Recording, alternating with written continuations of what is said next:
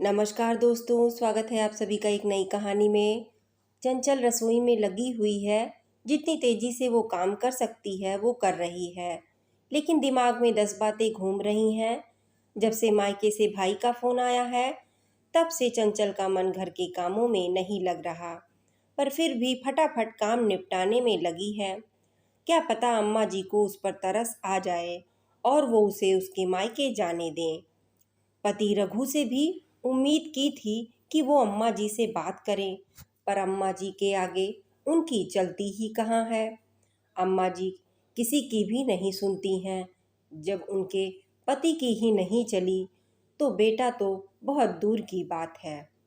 पहले ससुर जी भी कपकपाते थे, अब उनके सिधारने के बाद बेटी की क्या बिसात। अम्मा जी में ना तो तब बदलाव आया था और ना ही अब बदलाव आया है। अब तो वो पहले से और ज़्यादा मुखर गई हैं। जो मुंह पर आता है वो बोलती हैं, चाहे सामने वाले को बुरा लगे, उससे उन्हें कोई लेना देना नहीं। अम्मा जी इस घर के मुखिया नहीं, इस मकान के मुखिया हैं, क्योंकि उन्हें अपने घर से ज़्यादा अपने मकान से लगाव है।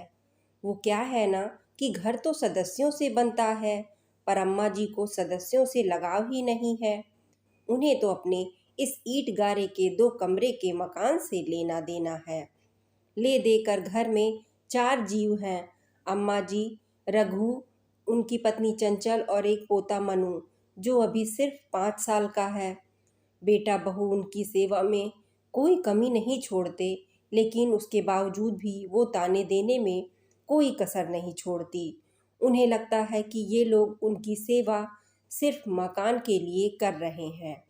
अगर कोई उनके मुंह पर तारीफ कर दे कि आपके बेटे बहू बड़े अच्छे हैं जो इतनी सेवा करते हैं, तो अम्मा जी मुंह पर जवाब देती हैं, अरे मेरी सेवा तो मेरा मकान करवाता है, वरना आजकल कौन सा बेटा बहू सेवा करते हैं।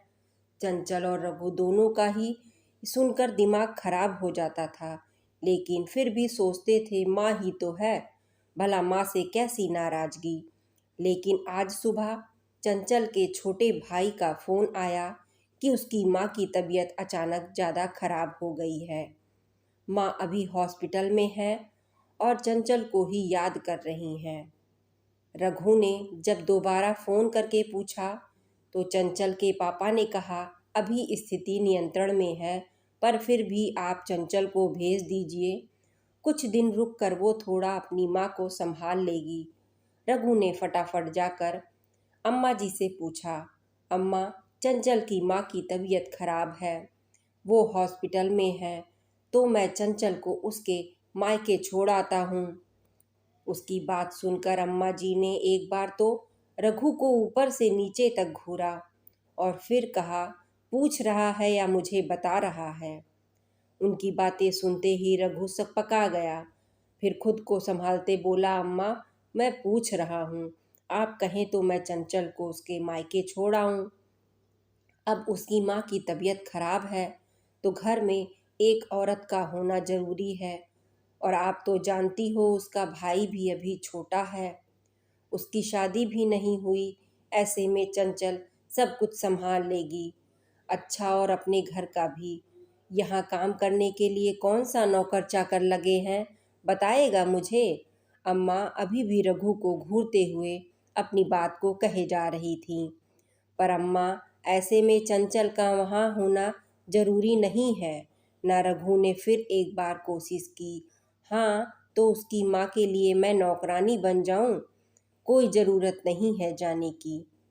उससे कहो घर का काम करे, घर संभालेगी, खुद का तो घर नहीं संभल रहा इनसे, और मायके का घर संभालेंगी।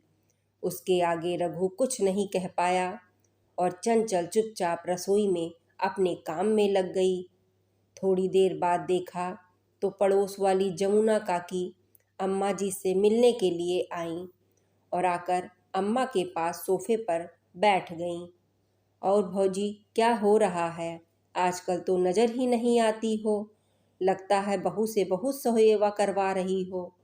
अरे काहे की सेवा, आजकल की कामचोर बहुओं से कोई सेवा होती है क्या? बस मायके जाने के लिए न कह दो, मना कर दो तो मुंह सूज जाता है। अरे क्या हो गया? चंचल तो ऐसे नहीं है भौजी, वह तो आपकी बड़ी सेवा करती है। वो क्या मेरी सेवा करेगी? मेरी सेवा तो मेरा ये मकान करता है। इसी के लालच में करते हैं सब कुछ ये लोग, वरना आज निकाल बाहर करें मुझे। अम्मा जी ने तुनकते हुए कहा। ये बात अंदर से चंचल को भी सुनाई दे रही थी। एक तो पहले से ही उसका दिमाग बहुत खराब हो रखा था, ऊपर से अम्मा जी की बात ने आग में घी का काम किया। चंचल सीधे अपने कमरे में गई और जाकर सामान पैक करने लगी। थोड़ी देर बाद जब जमुना काकी अपने घर चली गईं तो चंचल अपने सामान के साथ बाहर आई। उसे देखते ही अम्मा जी उसे डांटते हुए बोली, कहाँ जा रही है तू? अभी अभी सुबह तो मना किया था तुझे। अम्मा जी, मैं अपने माँ के पास जा रही हूँ, अपने मायके। मेरी माँ को, मेरे पापा को मेरी ज़रूरत है। मायके जाने से पहले याद रख, तू इस घर की बहू है। इस घर का काम कौन करेगा? रोटी कौन करेगा?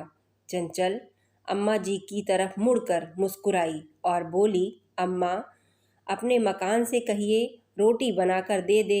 वैसे भी आपकी सेवा हम नहीं, ये मकान जो करता है, तो अपने सारे काम इसी से करवा लीजिए। अम्मा जी ने गुस्से से रघु की तरफ देखा तो रघु ने चंचल की तरफ देखा। रघु के कुछ कहने से पहले ही चंचल ने कहा, माफ़ करना, लेकिन मैं सिर्फ आपकी पत्नी ही नहीं, किसी की बेटी भी हूँ। आखिर रघु कुछ कह नहीं पाया और चंचल अपने बेटे मनु के साथ अपने मायके के लिए रवाना हो गई। अम्मा जी गुस्से से रघु को बोली, तू रोक नहीं सकता अपनी पत्नी को? कैसे जवाब देकर चली गई यहाँ से? यही सिखाया है उसके माँ बाप ने। माफ़ करना अम्मा, ये उसके माँ बाप ने नहीं सिखाया है, ये उसको तुमने सिखाया है। और वैसे भी कुछ गलत नहीं कहा उसने। तुम ही तो कहती थी कि तुम्हारा मकान तुम्हारी सेवा करता है, तो अब करवा लो अपने मकान से सेवा। अगर यही चलता रहा तो मुझे भी अपने बच्चों और परिवार के लिए कुछ ज़रूर सोचना पड़ेगा। ये कहकर रघु चुपचाप अपने कमरे में चला जाता है। पीछे अम्मा जी हाथ मलती रह गईं। दोस्तों, छोटी सी कहानी कैसी लगी कमेंट में अपनी राय ज़रूर शेयर करें। अगर आपको वीडियो पसंद आई हो तो चैनल को लाइक, शेयर और सब्सक्राइब करना बिल्कुल भी ना भूलें। धन्यवाद।